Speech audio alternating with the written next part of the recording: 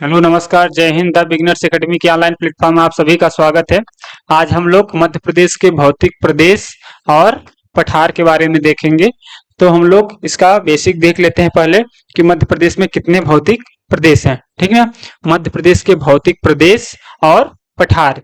तो जो पठार हैं मध्य प्रदेश के, वो मध्य प्रदेश के भौतिक क्षेत्र के बारे में क्षेत्र में ही आते हैं। ठीक है। तो जब मध्य प्रदेश से अलग हुआ छत्तीसगढ़ 2000 में, छत्तीसगढ़ के अलग होने से पहले मध्य प्रदेश में टोटल 9 भौतिक प्रदेश थे। कितने? 9 भौतिक प्रदेश थे। कब? 2000 तक। लेकिन 2000 में जब छत्तीसगढ़ मध्य प्रदेश से अलग हुआ तो छत्तीसगढ़ में दो आपके जो भौतिक प्रदेश थे वो छत्तीसगढ़ में चले गए, महानदी बेसिन क्षेत्र और दंडकारण्य क्षेत्र। तो अब मध्य प्रदेश में कितने भौतिक प्रदेश बचे हैं? 7। कितने बचे हैं? 7। ठीक ना। तो मध्य प्रदेश में अभी वर्तमान में 7 भौतिक प्रदेश बचे हैं। तो हम लोग देखते हैं कि वो कौन कौन से हैं और उनका विस्तार किस क्षेत्र में कितना है और उनमें कौन सी जनजाति, कौन से खनिज पाए जाते हैं, उसको देखेंगे हम लोग। ठीक। तो आपका जो मध्य प्रदेश के भौतिक प्रदेश हैं वो टोटल कितने हैं? 7। पहले 9 थे, लेकिन जब छत्तीसगढ़ अलग हुआ तो 2 वहां चले गए। ठीक। आपका कौन सा? महानदी बेसिन और दंडकारण्य क्षेत्र। ठीक। तो आपका जो पहला वाला है, आपका पहला है मध्य भारत का पठार। क्या है? मध्य भारत का पठार। तो जो मध्य भारत का पठार है आपका, ए वाला है, ऊपर वाला हिस्सा मध्य प्रदेश के उत्तर का, मध्य प्रदेश के उत्तर का है, वो मध्य भारत का पठार है। ठीक। इसके बाद है आपका बुंदेलखंड का पठार। बुंदेलखंड का पठार कौन सा है? जो मध्य प्रदेश के उत्तर और पूर्व में स्थित है। उत्तर और पूर्व में जो स्थित है, ये आपका हुआ मध्य भारत का, और ये हुआ आपका बुंदेलखंड का। बुंदेलखंड। ठीक है। ये हुआ बुंदेलखंड का पठार। ठीक। मध्य भारत का जो पठार है ये कितना है आपका? 10.7%। कितना है? 10.7%। इसे ध्यान रखेंगे। और बुंदेलखंड का जो है आपका, ये कितना है? ये 10.36 मतलब 36% है। ठीक। इसे ध्यान रखेंगे कि आपका जो मध्य भारत का पठार है वो 10.7 मध्य प्रदेश के कुल क्षेत्रफल पर के 10.7% पर है। ठीक। और आपका बुंदेलखंड का जो है वो 10.36%। फिर इसके बाद है आपका मालवा का पठार। मालवा का पठार मध्य प्रदेश का सबसे बड़ा पठार है। ठीक ना। सभी पठारों में सबसे बड़ा कौन है? मालवा का पठार। ये कितना परसेंट है आपका? आपका है 28%। कितना है? 28%। ठीक। फिर इसके बाद देखेंगे रीवा पन्ना का पठार। रीवा पन्ना का पठार कहाँ पास है? ये वाला क्षेत्र है, ये है रीवा पन्ना का पठार। ठीक। रीवा पन्ना का पठार की आप कितनी है यहाँ पे? ये 7.7%। कितना है? 7.7%। ठीक। फिर हो गया नर्मदा सोन घाटी। नर्मदा सोन घाटी आपकी जो विंध्याचल पर्वतमाला है और आपका सतपुड़ा श्रेणी है, इनके बीच में स्थित है ये वाला क्षेत्र। ठीक। ये कितना है आपका? ये है आपका 26%। कितना है? मध्य प्रदेश के कुल क्षेत्रफल का, मध्य प्रदेश के कुल क्षेत्रफल का 26% कौन सा है? नर्मदा सोन घाटी का क्षेत्र। ठीक। फिर इसके बाद आता है सतपुड़ा मैकाल श्रेणी। सतपुड़ा मैकाल श्रेणी। सतपुड़ा मैकाल श्रेणी ये है आपका नर्मदा सोन घाटी के जस्ट नीचे वाला, ये वाला जो क्षेत्र है जो अलग से रेड कलर से है, ये वाला क्षेत्र है सतपुड़ा मैकाल श्रेणी। ये कितना है आपका? ये है 11%। कितना है? 11%। इसे ध्यान रखेंगे। ठीक। और बघेलखंड का पठार, फिर बचा लास्ट में बघेलखंड का पठार। बघेलखंड का पठार जो है मध्य प्रदेश का सबसे छोटा पठार है। ठीक। तो इसे ध्यान रखेंगे कि मध्य प्रदेश का सबसे छोटा पठार कौन सा है? बघेलखंड का। बघेलखंड का क्षेत्र ये वाला है। ये कितना है आपका? 7%। कितना है? 7%। तो हम लोग मध्य प्रदेश के भौतिक प्रदेश के देख रहे थे। तो मध्य प्रदेश के भौतिक प्रदेश में पठार आते हैं, उसी के अंतर्गत पठार आते हैं। तो हम लोग पठार को पहले थोड़ा सा देख लेते हैं कि पठार कहते किसे हैं, उसके बाद हम लोग पठार को डिटेल से देखेंगे। ठीक।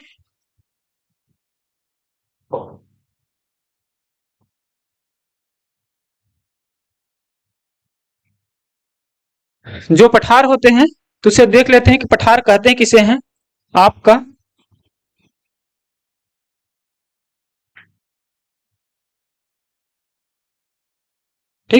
ये क्षेत्र हो गया। और आपका एक लाइन खींच देते हैं सेंटर में, यहाँ पे ये हुआ।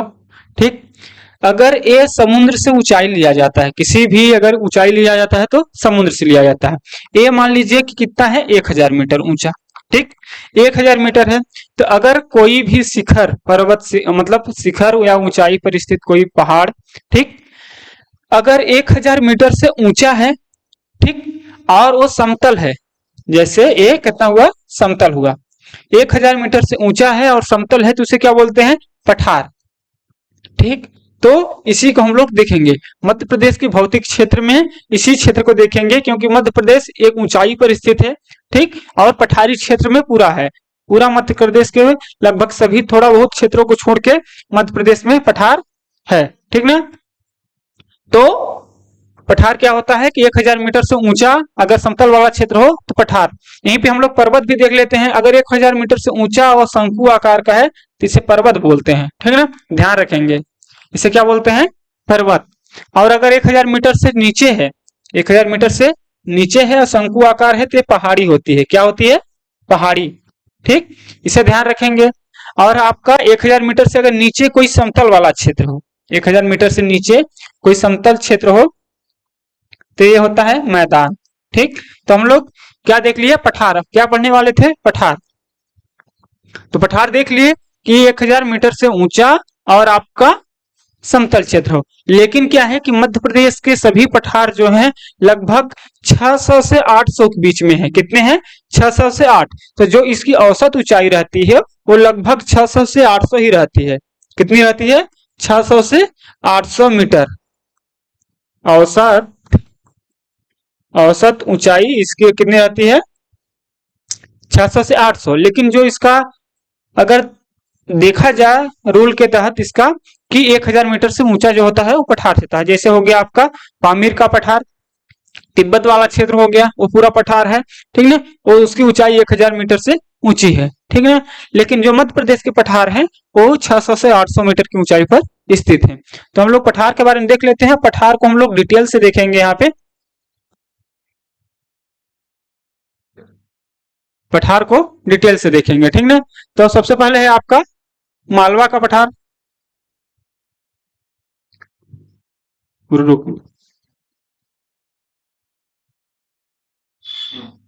हाँ, तो हम लोग जो इसका था आपका यहाँ से कौन सा, मालवा का पठार। तो मालवा के पठार को विस्तृत रूप से देखते हैं। ठीक, ये है आपका मालवा का पठार।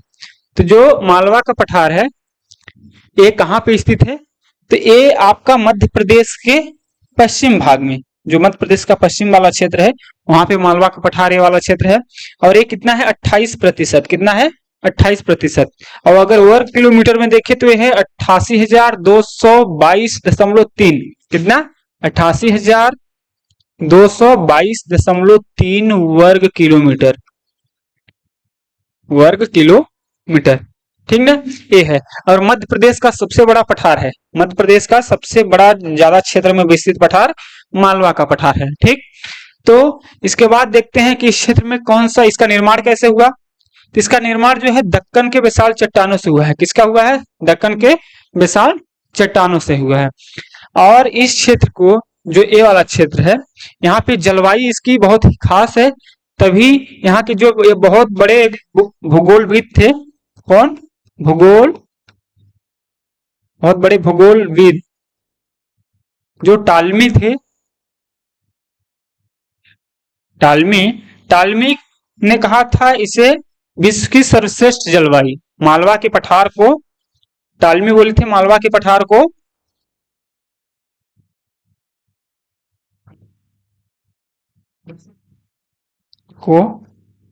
विश्व की सर्वश्रेष्ठ जलवायु, है ना, सर्वश्रेष्ठ जलवायु बोले थे। ये चीज कई बार एग्जाम में पूछा है, तो इसे हम लोग ध्यान रखेंगे कि किस पठार को टालमी ने विश्व की सर्वश्रेष्ठ जलवायु कहा था। तो कौन सा है, मालवा के पठार को टालमी ने विश्व की सर्वश्रेष्ठ जलवायु कहा।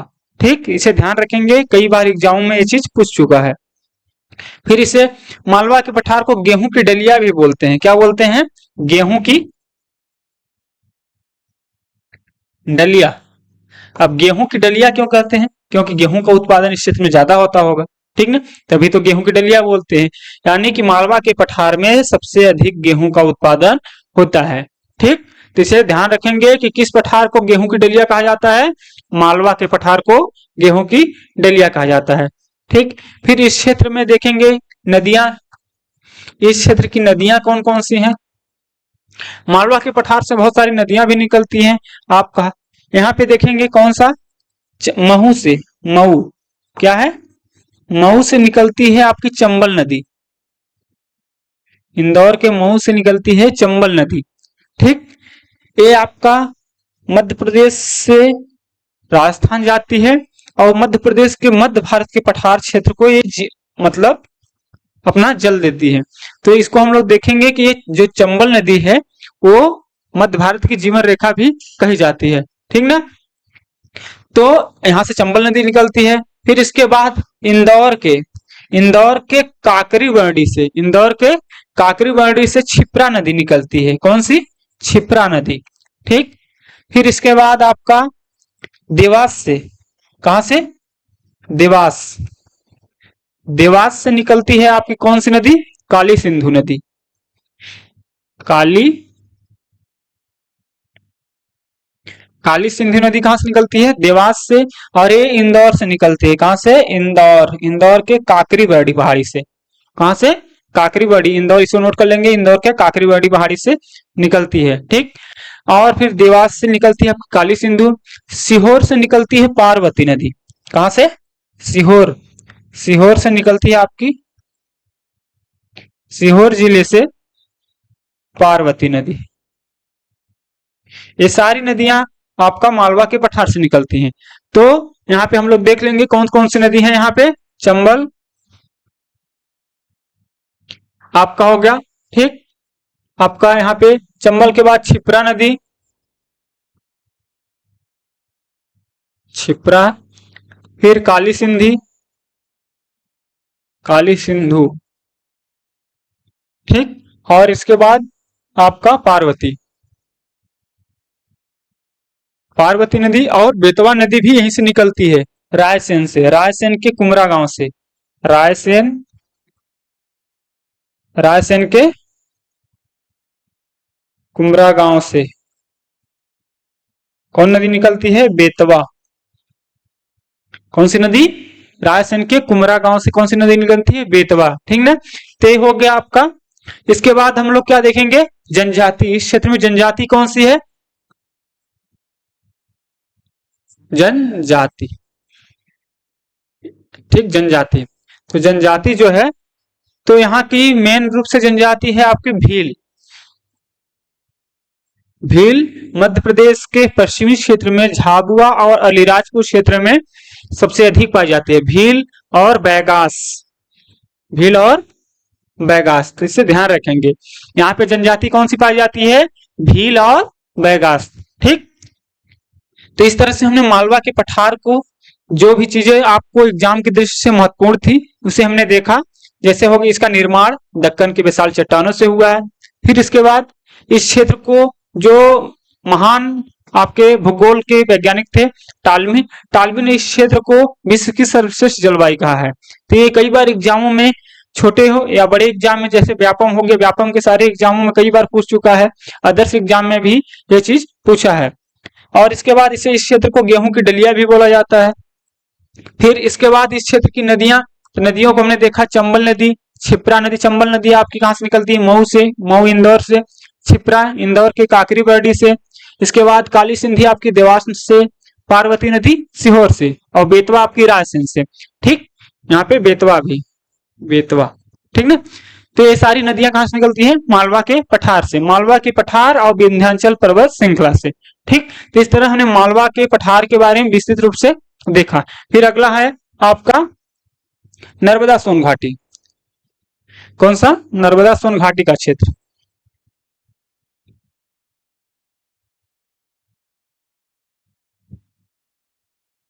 ये है नर्मदा सोन घाटी। नर्मदा सोन घाटी ये आपका जो भौतिक प्रदेश है मध्य प्रदेश के, उसी में है नर्मदा सोन घाटी एक है।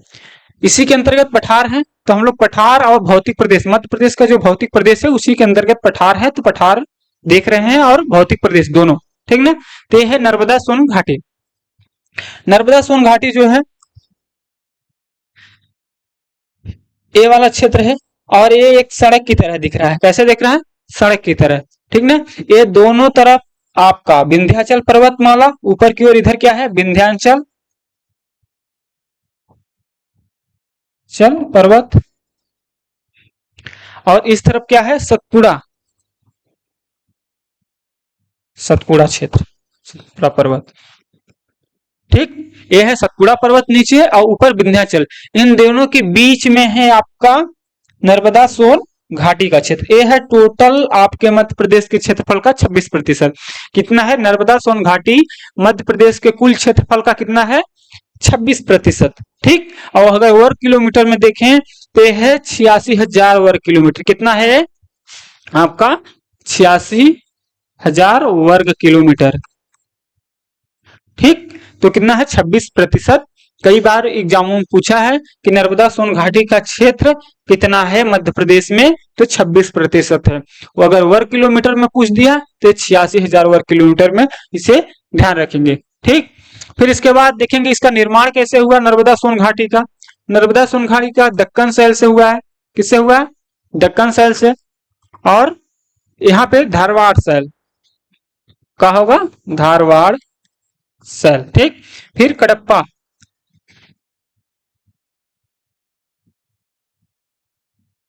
कडप्पा शैल,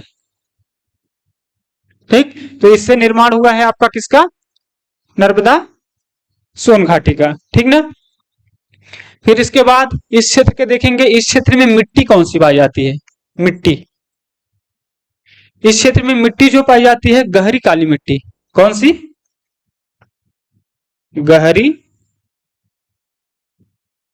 काली मिट्टी, गहरी काली मिट्टी। और आपका जो मालवा क्षेत्र था, ये वाला क्षेत्र जो मालवा वाला क्षेत्र था, यहाँ पे आपकी काली मिट्टी पाई जाती है, तो इसे ध्यान रखेंगे क्या है?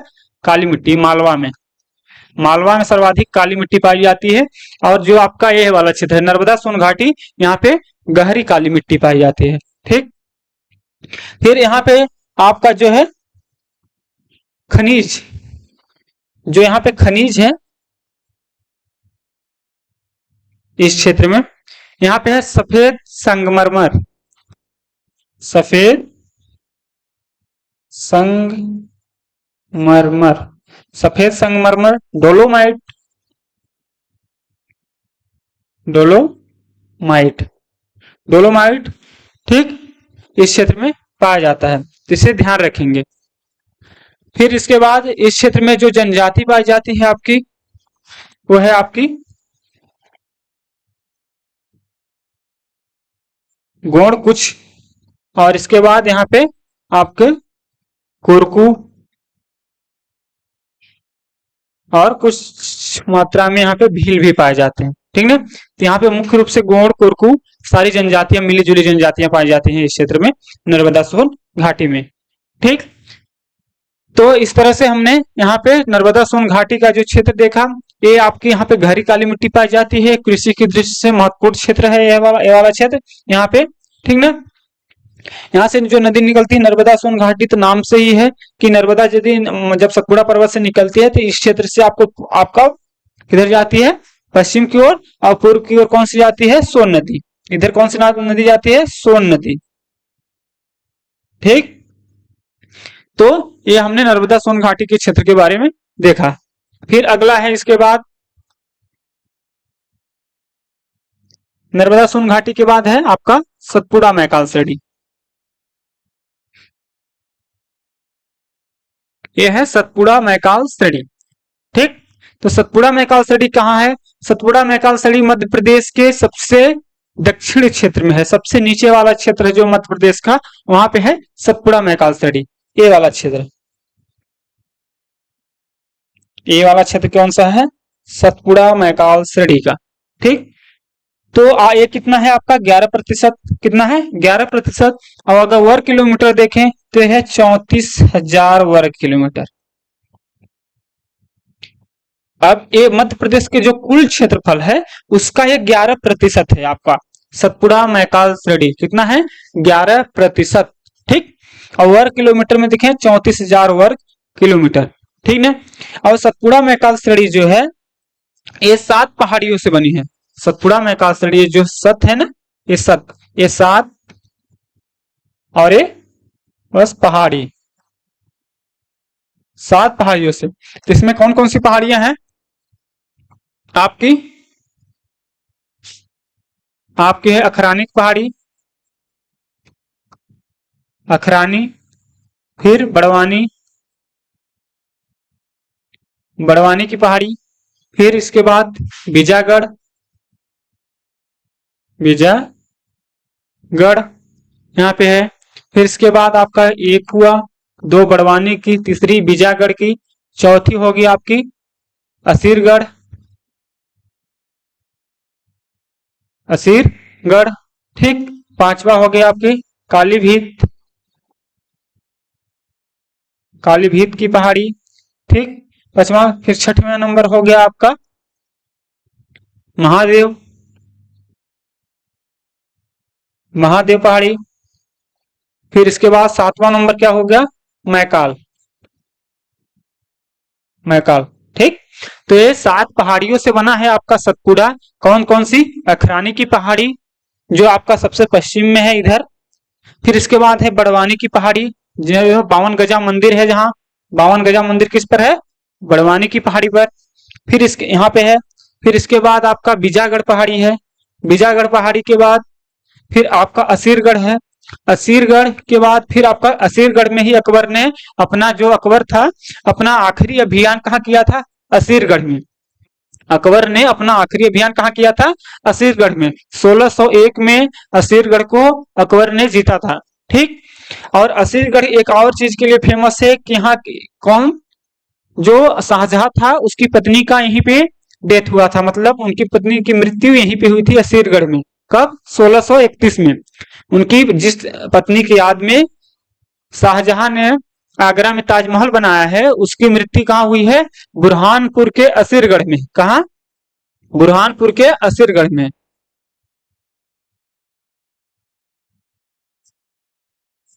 बुरहानपुर के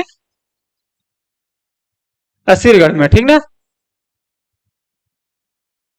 तो इसे ध्यान रखेंगे, बुरहानपुर के असीरगढ़ में किसकी मृत्यु हुई थी आपका,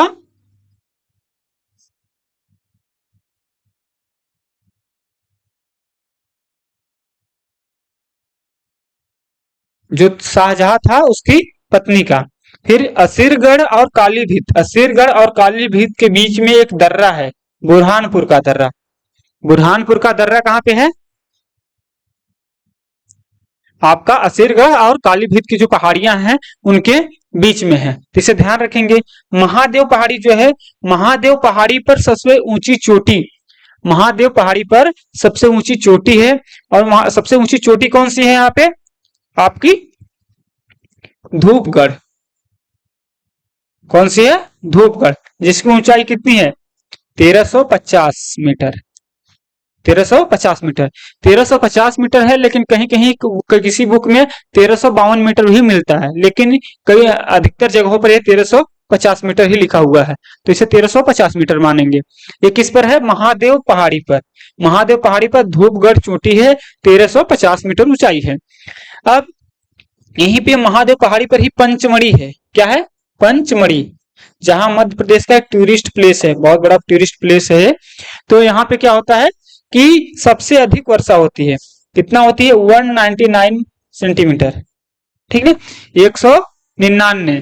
तो मध्य प्रदेश में सर्वाधिक वर्षा कहाँ होती है, पंचमढ़ी में। और पंचमढ़ी कहाँ है, सतपुड़ा मैकाल श्रेणी के धूपगढ़ में, ठीक ना, ये धूपगढ़ में, महादेव में, महादेव पहाड़ी के में है कौन सा, पंचमढ़ी। तो इसे ध्यान रखेंगे कि मध्य प्रदेश में सर्वाधिक वर्षा कहाँ होती है, पंचमढ़ी में, कितना 199 सेंटीमीटर। और पंचमढ़ी में ही आपका महादेव जो धूपगढ़ चोटी है वो 1350 यहाँ स्थित है, ठीक। फिर इसके बाद मैकाल श्रेणी जो हो गया, मैकाल श्रेणी में अमरकंटक की चोटी है। कौन सी? अमरकंटक। अमरकंटक, इसकी ऊंचाई कितना है? 1124 मीटर। 1124 मीटर है अमरकंटक की ऊंचाई। और अमरकंटक से ही 2-3 नदियां निकलती हैं जो सतपुड़ा मैकाल श्रेणी का ही भाग होती हैं। अब अमरकंटक से जो 2-3 नदियां निकलती हैं वो कौन सी नदी है? यहाँ पे देख लेते हैं नदियां कौन कौन सी यहां से निकलती हैं। नदियां आपकी नर्मदा नदी निकलती है। फिर यहाँ पे कौन सी नदी निकलती है? सोन नदी नर्मदा यहां से निकलती है। फिर यहां से कौन सी नदी? जोहिला। ठीक ना? तो यहां से नर्मदा, सोन, जोहिला ये नदियां कहां से निकलती हैं? अमरकंटक से, जो मैकाल श्रेणी का भाग है। ठीक। जो नर्मदा नदी है वो आपका पूर्व से पश्चिम की ओर बहती है। तो कई बार एग्जाम में पूछा है कि कौन सी नदी पूर्व से पश्चिम की ओर बहती है। तो 2-3 नदियां ऐसी हैं जो पूर्व से पश्चिम की ओर बहती हैं, लेकिन जो सबसे बड़ी है, अगर एग्जाम में पूछ देता है कि सबसे बड़ी कौन सी नदी जो पूर्व से पश्चिम की ओर बहती है, और आपका ऑप्शन दे देता है नर्मदा, ताप्ती, माही, तो सारी नदियां नर्मदा, ताप्ती, माही जो है वो आपका पूर्व से पश्चिम की ओर बहती हैं, लेकिन उसमें से सबसे बड़ी जो है ये आपका नर्मदा है। ठीक ना? ये इसकी लंबाई कितनी है? 13-12 किलोमीटर। 1312 किलोमीटर। ठीक, इसे ध्यान रखेंगे, कई बार इसकी लंबाई को भी पूछ देता है। ठीक, फिर इसके बाद सतपुड़ा मैकाल श्रेणी में ही बैतूल से, कहां से? बैतूल से ताप्ती नदी निकलती है। बैतूल के मुलतई से बैतूल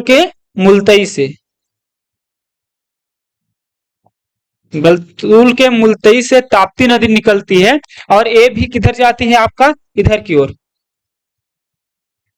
पश्चिम की ओर जाती है, पूर्व से पश्चिम की। और ये वाली क्षेत्र यहाँ पे नर्मदा नदी। ठीक, तो इन दोनों को, ये आपका हुआ नर्मदा नदी। ठीक, दोनों आपकी पूर्व से पश्चिम की ओर जाती है। तो हमने यहाँ पे जो नदियों को देख लिया, यहाँ पे सर्वोच्च चोटी देख ली। ठीक, और यहाँ पे जो पहाड़ियां थी उसको देख लिया, आपका कहाँ के? सतपुड़ा मैकाल श्रेणी के। ठीक, इसका जो निर्माण हुआ है वो दक्कन ट्रेप के चट्टानों से और धारवाड़ शहर से। किससे? दक्कन ट्रेप के चट्टानों से और धारवाड़ शहर से। यहाँ पे जो खनिज है,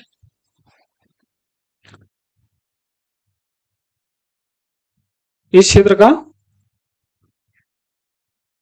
खनिज, यहाँ पे खनिज के रूप में आपका क्या क्या मिलता है? कोयला। क्योंकि यहाँ पे आपका जो जोहिला कोयला क्षेत्र है, ठीक ना, जोहिला को नदी कोयला क्षेत्र, तो वहां पे कोयला मिलता है। फिर इसके बाद जो आपका सतपुड़ा मैकाल श्रेणी है, तो बालाघाट में कोयले की एक बहुत बड़ी खदान है। कहां पे? बालाघाट में आपका ताबा की खदान है, मलाज खंड, जो एशिया की सबसे बड़ी खदान है तांबा की। और मध्य प्रदेश तांबा उत्पादन में पहले स्थान पर है। तो मध्य प्रदेश तांबा उत्पादन में पहले स्थान पर है, और ये कहाँ है? बालाघाट में। और खनिज के रूप में कोयला भी इधर मिलता है। ठीक, तो मुख्य रूप से आपका जो तांबा है, तांबा को कई बार एग्जाम पूछा है कि मलाज खंड किस लिए प्रसिद्ध है। पहली बात तो ये इसका पूछ लेता है कि मलाज खंड किस लिए प्रसिद्ध है, तो तांबा के लिए, तांबा उत्पादन के लिए। एशिया का सबसे बड़ा ये खदान है। ठीक, इसके बाद कोयला, जोहिला कोयला क्षेत्र इस क्षेत्र में है खनन के लिए। ठीक ना? और यहाँ पे जो जनजाति पाई जाती हैं, ये वहां पे जो जनजातियां पाई जाती हैं आपकी, तो जनजाति में है यहाँ पे बैगा, कोरकू और गोंड। बैगा, कोरकू और गोंड, ये मुख्य रूप से इस क्षेत्र की जनजातियां हैं। आपकी सतपुड़ा मैकाल श्रेणी की मुख्य रूप से कौन सी जनजातियां हैं? आपकी बैगा, कोरकू और गोंड। ठीक ना? तो हमने नर्मदा और यहाँ पे सतपुड़ा मैकाल श्रेणी के जो सारे चीज थे मुख्य रूप से उसे देखा कि यहाँ की जो पहाड़ियां थी आपकी, सतपुड़ा पहाड़ी मतलब आपका 7 पहाड़ियों का समूह। वहां की सर्वोच्च चोटी कौन सी है? सर्वोच्च चोटी है आपके धूपगढ़। पंचमढ़ी सर्वाधिक वर्षा वाला क्षेत्र है। ठीक। इसके बाद अमरकंटक की देखा, अमरकंटक की चोटी की ऊंचाई कितनी है, 1124। इसके बाद है आपका यहाँ से नर्मदा नदी निकलती है, जोहिला सोन नदी निकलती है, ताप्ती नदी निकलती है इसी क्षेत्र से। खनिज में देखा कोयला और तांबा के लिए, और जनजाति बैगा, कोरकू और गोंड के लिए। ठीक। इसके बाद हम लोग अगला देखेंगे आपका रीवा पन्ना का। सतपुड़ा के बाद मध्य भारत का पठार,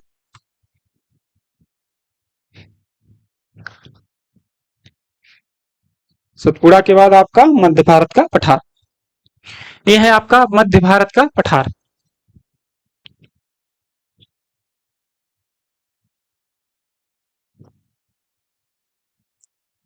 मध्य भारत का पठार, ठीक है। मध्य भारत का जो पठार है वो ऊपर की ओर स्थित है, ये वाला क्षेत्र पूरा है मध्य भारत का पठार। मतलब मध्य प्रदेश के उत्तरी वाला भाग जो उत्तर में स्थित है। ठीक है, मध्य प्रदेश का उत्तरी भाग है वो आपका मध्य भारत के पठार के अंतर्गत आता है। इसकी टोटल प्रतिशत कितनी है, 10.7। कितना है ये, 10.7%। ठीक ना, 10.7%। तो इसे ध्यान रखेंगे, कई बार एग्जाम में ये चीज पूछा है कि जो आपका मध्य भारत का पठार है वो कितने प्रतिशत क्षेत्र पर विस्तृत है। तो ये 10.7। अगर वर्ग किलोमीटर में देखे तो यह है 32,896 वर्ग किलोमीटर। कितना है, 32,896 वर्ग किलोमीटर। ठीक, तो इसे याद रखेंगे। मध्य भारत के पठार में जो है कि 10.7% क्षेत्र में विस्तृत है और आपका 32,896 वर्ग किलोमीटर। ठीक, इसके बाद मध्य भारत का जो निर्माण है वो किनसे हुआ है, आर्कियन, धारवाड़, ये धारवाड़ यहाँ पे गलत टाइप हुआ है, ठीक ना, धारवाड़ और या विंध्य के अपरदन से हुआ है। आर्कियन शैल, धारवाड़ और विंध्य की अपरदन से। ये वाला क्षेत्र विंध्य का क्षेत्र है, विंध्य का पर्वत श्रृंखला, उसी के अपरदन से मध्य भारत का पठार का निर्माण हुआ है। अब मध्य भारत का जो पठार है ये उत्तर की ओर इसका ढलान है, उत्तर प्रदेश इधर वाले क्षेत्र में इधर ढलान है। तो जो इधर की नदियां निकलती हैं आपकी, चंबल हो गया, बेतवा हो गई, काली सिंधु, ये आपकी ऊपर की ओर बहती है, न कि नीचे की ओर बहती है।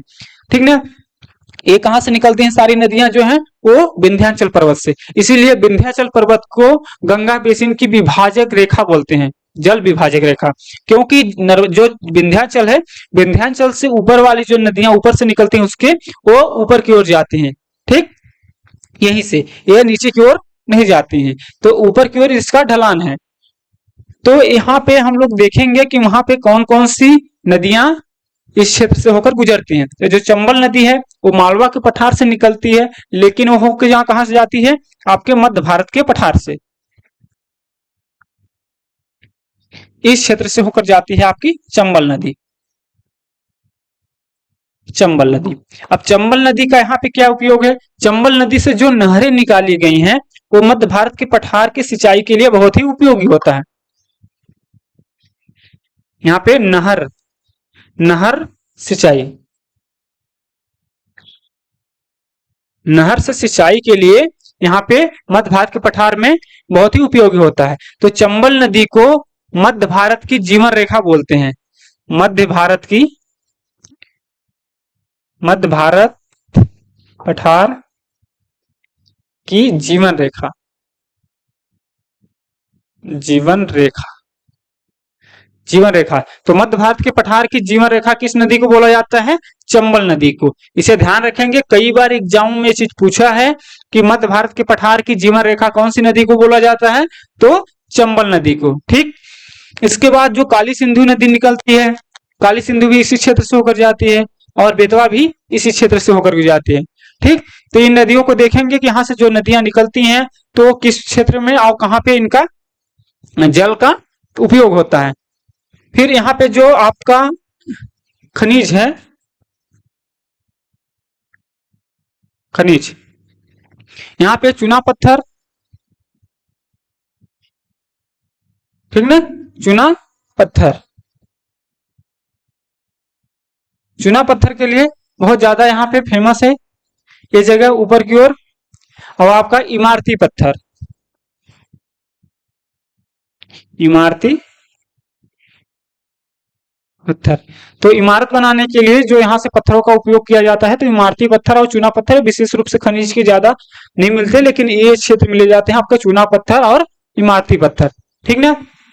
और इस क्षेत्र में जो जनजाति पाई जाती है, कई बार इसको पूछा है एग्जाम में, तो विशेष ध्यान रखेंगे। कौन सी जनजाति आपकी? सहरिया। कौन सी जनजाति है? सहरिया। इसके लिए मध्य प्रदेश सरकार ने जवाली योजना चलाई है। कौन सी? जवाली योजना, ठीक ना। तो जवाली योजना चलाई है कहाँ पे? किस जनजाति के लिए? सहरिया जनजाति के लिए। तो इसको एग्जाम में कई बार एमपीपीएससी में भी एक बार इसको पूछा है कि सहरिया जनजाति के लिए कौन सी योजना मध्य प्रदेश की सरकार अभी चला रही है, तो ये जवाली योजना, ठीक ना। ये है जवाली योजना, किसके लिए चलाई गई है? सहरिया जनजाति के लिए। और ये जनजाति कहाँ पाई जाती है? मध्य भारत के पठार में, गुना, अक्सर ज्यादा जनसंख्या है गुना में है इसकी, गुना और अशोकनगर क्षेत्र में, ठीक। तो इसे ध्यान रखेंगे। तो हमने मध्य भारत के पठार में जो जैसे आपका निर्माण है इसका आर्कियन, विंध्य और आपका धारवाड़ शैल से, खनिज, चूना पत्थर, इमारती पत्थर, जनजाति है सहरिया, ठीक। इसके बाद यहाँ पे जो नदियां यहाँ से होकर जाती हैं, कौन कौन सी? चंबल, काली सिंधु, ये सारी नदियां इस क्षेत्र से होकर गुजरती हैं और इनके जल का उपयोग भी इन क्षेत्रों में कृषि के लिए किया जाता है, ठीक। फिर है आपका यहाँ पे भिंड, एक जगह है जो मध्य प्रदेश का जिला है, यहाँ पे है क्या है? भिंड। भिंड क्या है कि भिंड में आपका सबसे कम वर्षा होती है। कितना? सबसे कम। सबसे अधिक वर्षा कहाँ होती है? सबसे कम वर्षा।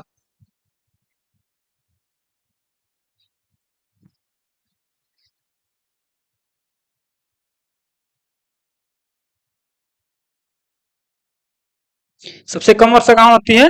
भिंड में। फिर तो इस तरह हमने आपका मध्य भारत के पठार को देख लिया। अब इसके बाद हम लोग रीवा पन्ना का पठार देखेंगे।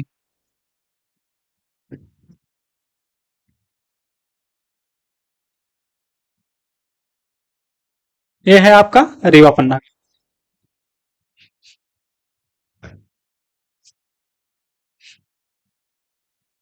यह है आपका रीवा पन्ना का पठार। तो रीवा पन्ना का पठार कितना क्षेत्र में स्थित है? 10.36। कितना है? 10.36%। और अगर वर्ग किलोमीटर में देखें तो 31,954.8, 31,954.8 वर्ग किलोमीटर में विस्तृत है, ठीक। इसका निर्माण बिंद सैल, कडप्पा सैल और धारवाड़, बिंद सैल, कडप्पा सैल और धारवाड़ सैल से इसका निर्माण हुआ है, ठीक। फिर रीवा पन्ना के पठार में खनिज देख लेते हैं। खनिज यहाँ कौन सा पाया जाता है? खनिज यहाँ पे जो पन्ना है, पन्ना पूरे भारत में सर्वाधिक किस लिए प्रसिद्ध है? हीरा के लिए, हीरा उत्पादन। और हीरा उत्पादन में मध्य प्रदेश का पहला स्थान है, जो मध्य प्रदेश के किस क्षेत्र में पाया जाता है? पन्ना। कहाँ पे? पन्ना। पन्ना के मझगवा क्षेत्र में, मझगवा इस क्षेत्र में पाया जाता है आपका हीरा। तो हीरा उत्पादन के लिए ये ज्यादा फेमस है, ठीक ना। तो इसे ध्यान रखेंगे, रीवा पन्ना का क्षेत्र। फिर यहाँ पे जो है नदियां, नदियां यहाँ पे कौन कौन सी हैं? केन, केन नदी, टोंस नदी, धसान, ठीक, और आपका केवटी और बहुटी। बहुटी नदी पर बहुटी जलप्रपात है, जो मध्य प्रदेश का सबसे बड़ा जलप्रपात था, ठीक ना। इसे ध्यान रखेंगे, यहाँ पे एक जलप्रपात है बहुटी नदी पर, ठीक। इसके बाद इस क्षेत्र की जो जनजातियां हैं, यहाँ की जो जनजातियां हैं रीवा पन्ना क्षेत्र की, यहाँ पे एक जनजाति पाई जाती है आपका, कौन सी? कोल। कोल और पनिका, ये जनजातियां इस क्षेत्र में पाई जाती हैं। कोल ज्यादा अधिक संख्या में पाई जाती है आपका, लेकिन कुछ मात्रा में पनिका भी इस क्षेत्र में पाए जाते हैं। तो जनजातियों में कौन सा? कोल और पनिका। ठीक। तो रीवा पन्ना के पठार को हमने देखा यहाँ पे, यहाँ से नदियां जो निकलती थी आपके केन, टोंस, धसान और कौन सी? केवटी और बोहटी। खनिज है, हीरा उत्पादन की दृष्टि से फेमस जगह है ये वाला क्षेत्र। और इसका जो है क्षेत्रफल कितना है, ये चीज। तो हमने रीवा पन्ना के पठार को देख लिया है, जो यहाँ से खास चीजें जो एग्जाम की दृष्टि से महत्वपूर्ण थी, जो एग्जामों में पूछता है। इसके बाद है आपका अगला, रीवा पन्ना के पठार के बाद है आपका बुंदेलखंड का क्षेत्र।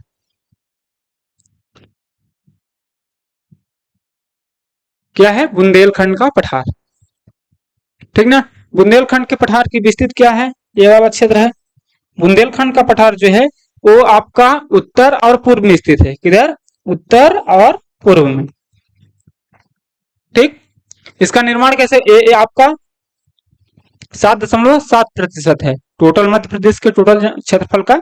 7.7 यानी 23,733 वर्ग किलोमीटर। कितना है? 23,733 वर्ग किलोमीटर। तो इसे याद रखेंगे, क्योंकि एग्जाम में आपका प्रतिशत किसी भी पठार का पूछ सकता है। किसी भी भूभाग का जो भौतिक प्रदेश है आपके साथ, उसमें से आपके किसी भी भौतिक क्षेत्र के बारे में विशेष पूछ सकता है कि आपका बुंदेलखंड का पठार या तो मालवा का पठार कितने प्रतिशत क्षेत्र में विस्तृत है। तो इसे ध्यान रखेंगे कि ये आपका प्रतिशत तो ध्यान रखना है। ठीक ना। तो 7.7% है। कितना? 7.7%। ठीक। फिर इसके बाद निर्माण इसका देखेंगे। जो इसका निर्माण हुआ है वो है ग्रेनाइट और नीस चट्टानों से। किससे? ग्रेनाइट और नीस चट्टानों से हुआ है। ठीक ना। बुंदेलखंड के पठार का निर्माण। फिर यहाँ पे क्या है आपकी जनजाति। इस क्षेत्र में जो जनजाति है आपकी वो है बेड़िया जनजाति। कौन सी? बेड़िया जनजाति। बेड़िया जनजाति जो है ये बुंदेलखंड क्षेत्र में विस्तृत रूप से है। बुंदेलखंड का क्षेत्र क्योंकि मध्य प्रदेश और उत्तर प्रदेश दोनों जगह विस्तृत है। कहाँ पे? मध्य प्रदेश और उत्तर प्रदेश क्षेत्र। ये वाला उत्तर प्रदेश वाला भाग है, ये वाला भी उत्तर प्रदेश क्षेत्र है।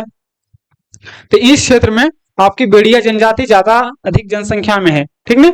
यहाँ पे और इस क्षेत्र में कोल भी पाए जाते हैं। कौन से? कोल।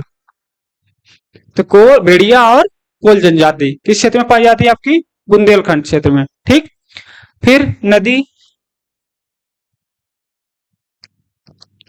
इस क्षेत्र की बुंदेलखंड क्षेत्र की जीवन रेखा किस नदी को बोला जाता है? बेतवा नदी को। बेतवा को बुंदेलखंड की जीवन रेखा बोला जाता है। बुंदेलखंड की जीवन रेखा, बुंदेलखंड की जीवन रेखा किस नदी को बोला जाता है? बेतवा नदी को। ठीक ना। क्योंकि बेतवा नदी जब आपके रायसेन के कुमरा गांव से निकलती है, रायसेन के कुमरा गांव से बेतवा नदी निकलती है आपकी। ठीक। तो ये बुंदेलखंड क्षेत्र से ही होकर जाती है आपकी, ये हुई बेतवा। और यहां से जो भी सिंचाई होती है, जो भी नहरें निकाली जाती हैं, तो आपका बुंदेलखंड के क्षेत्र में इनसे नहरों के माध्यम से सिंचाई होती है। तो बुंदेलखंड में सर्वाधिक मात्रा में नहर और तालाब से सिंचाई होती है। अगर तालाब से देखा जाए तो तालाब से सर्वाधिक सिंचाई आपका बुंदेलखंड क्षेत्र में होती है। तो बेतवा नदी को यहाँ की जीवन रेखा बोला जाता है, क्योंकि बेतवा नदी के से जो नहर निकाली गई है वो उनसे सिंचाई जो होती है आपकी वो इस क्षेत्र में होती है। तो ध्यान रखेंगे कि बेतवा को बुंदेलखंड की जीवन रेखा बोला जाता है। ठीक। चंबल नदी को मध्य भारत की जीवन रेखा बोला जाता है और नर्मदा को मध्य प्रदेश की जीवन रेखा बोला जाता है। ठीक। इनको सबको देखेंगे, देख चुके हैं और आप उसे याद रखेंगे, क्योंकि एग्जाम की दृष्टि से ये कई बार एग्जाम में पूछ चुके हैं। ठीक ना आपका। फिर बुंदेलखंड क्षेत्र में आपका क्या है? यहाँ पे यहाँ की जनजाति हो गई, आपकी नदियां हो गई। इसके बाद यहाँ पे आपका इस क्षेत्र को वीर गाथा का, वीर गाथा, वीर गाथा का प्रारंभ माना जाता है यहाँ से। वीर गाथा का प्रारंभ कहां से माना जाता है? बुंदेलखंड क्षेत्र से, क्योंकि आल्हा गायन, यहाँ पे आल्हा गायन गायन प्रसिद्ध हुआ था। ठीक ना, तो इस क्षेत्र को आपका वीर गाथा काल का प्रारंभ भी इसी क्षेत्र से माना जाता है, तो इसे ध्यान रखेंगे। ठीक ना, तो इस तरह से हमने बुंदेलखंड के क्षेत्र के बारे में देखा कि बुंदेलखंड में आपका, और यहाँ पे राक फास्फेट खनिज के रूप में राक फास्फेट,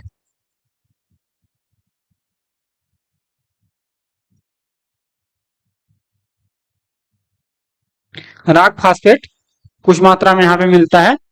तो खनिज क्या है? Rock phosphate. और वीरगाथा काल का प्रारंभ इस क्षेत्र से माना जाता है। नदियां में बेतवा नदी बुंदेलखंड को जीवन रेखा बोला जाता है। आपका जनजाति बेड़िया जनजाति, और इसका निर्माण ग्रेनाइट और नीच चट्टानों से हुआ है। तो इस तरह से हमने बुंदेलखंड के का पठार जो है उसको देखा। अब अगला है आपका कौन सा? एक बचा है और आपका बघेलखंड का। इसके बाद है आपका बघेलखंड का पठार। यह है बघेलखंड का पठार। बघेलखंड का पठार मध्य प्रदेश का सबसे छोटा पठार है। मध्य प्रदेश का सबसे छोटा पठार है। ठीक है, तो जो आपका बघेलखंड का पठार है ये 7% है। कितना है? 7%। कुल क्षेत्रफल का 7% और 23,000 वर्ग किलोमीटर ना, 23,000 वर्ग किलोमीटर। ठीक, इसका निर्माण जो हुआ विंध्य शैल, गोंडवाना चट्टान और कडप्पा शैल के अपर्दन से, विंध्य शैल से, गोंडवाना शैल के और विंध्य शैल आपका कडप्पा शैल के अपर्दन से इस शैल का निर्माण हुआ है। ठीक, और जो विंध्याचल पर्वत श्रृंखला है आपकी, कौन सी? विंध्याचल पर्वत श्रृंखला। ठीक,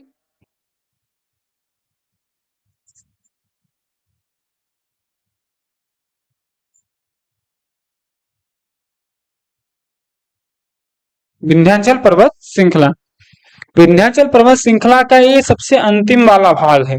तो सबसे पूर्वी भाग कौन सा है? बघेलखंड का पठार। ये मध्य प्रदेश का सबसे छोटा पठार है और 23,000 वर्ग किलोमीटर का क्षेत्र विस्तृत है। ठीक, अब इसी पठार क्षेत्र में आपकी विंध्याचल की पहाड़ी में बांधवगढ़ की पहाड़ियां हैं। कहाँ की? बांधवगढ़ की पहाड़ियां। तो कई बार एग्जाम में पूछता है कि बांधवगढ़ की पहाड़ियां किस पर्वतमाला का भाग है? तो विंध्याचल पर्वतमाला का भाग है। किस पर्वतमाला का भाग है? बांधवगढ़ की पहाड़ियां विंध्याचल पर्वतमाला का भाग हैं। ठीक, तो इसे एग्जाम की दृष्टि से देखेंगे और आपका याद रखेंगे। फिर है बघेलखंड में आपका इस क्षेत्र का खनिज के रूप में, खनिज के रूप में यहाँ कोयला, कोयला सर्वाधिक मात्रा में इस क्षेत्र में है। ठीक ना, तो यहाँ पे बघेलखंड में कोयला कौन कौन सा कहाँ कहाँ होता है आपका? जैसे हो गया शहडोल, शहडोल हो गया आपका सिंगरौली। सिंगरौली बहुत बड़ा, मध्य प्रदेश का सबसे बड़ा कोयला क्षेत्र कौन सा है? सिंगरौली। ठीक है, यहाँ पे सर्वाधिक मात्रा में कोयला उत्पादन होता है मध्य प्रदेश में। पूरे मध्य प्रदेश में सर्वाधिक कोयले का उत्पादन कहाँ से होता है? सिंगरौली से। ठीक ना, और शहडोल के कहाँ से? सोहागपुर से। सोहागपुर से भी कोयला उत्पादन होता है। शहडोल के सोहागपुर से और मध्य प्रदेश के सिंगरौली से सर्वाधिक मात्रा में कोयले का उत्पादन होता है, जो बघेलखंड के भाग हैं। ठीक ना, यहाँ की जो जनजातियां हैं आपकी,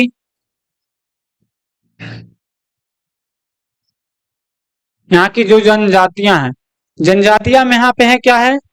कोल, पनिका, ठीक ना, गोंड, ये मुख्य रूप से जनजातियां हैं। तो बघेलखंड की जो मुख्य रूप से जनजातियां हैं वो है आपकी गोंड, कोल और पनिका। कोल, गोंड और पनिका। कोल जो है, कोल, ये कोल मध्य प्रदेश की तीसरी सबसे बड़ी जनजाति है। मध्य प्रदेश की तीसरी, मध्य प्रदेश की तीसरी सबसे बड़ी जनजाति है। गोंड दूसरी सबसे बड़ी जनजाति है। गोंड दूसरी सबसे बड़ी जनजाति है। और पहला नंबर है आपका भील का। किसका? भील का। भील मध्य प्रदेश की सबसे बड़ी जनजाति है। दूसरे नंबर पर गोंड, और तीसरे नंबर पर कोल।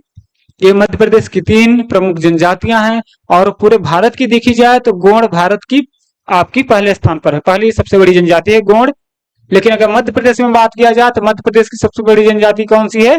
भील, उसके बाद गोंड, फिर इसके बाद कोल। तो 3 जनजातियां हुई, पहला आपका भील, गोंड और कोल, ध्यान रखेंगे। ठीक, तो इस तरह से हमने आपका बघेलखंड के पठार को भी बेहतरीन रूप से देख लिया। अब हम लोग एक छोटे से यहाँ पे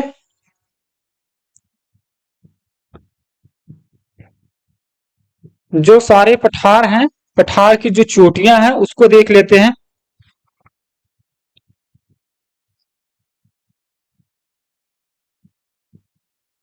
आपका जो मालवा का क्षेत्र है, मालवा के क्षेत्र की सबसे ऊंची चोटी है आपकी कौन सी? सिगार।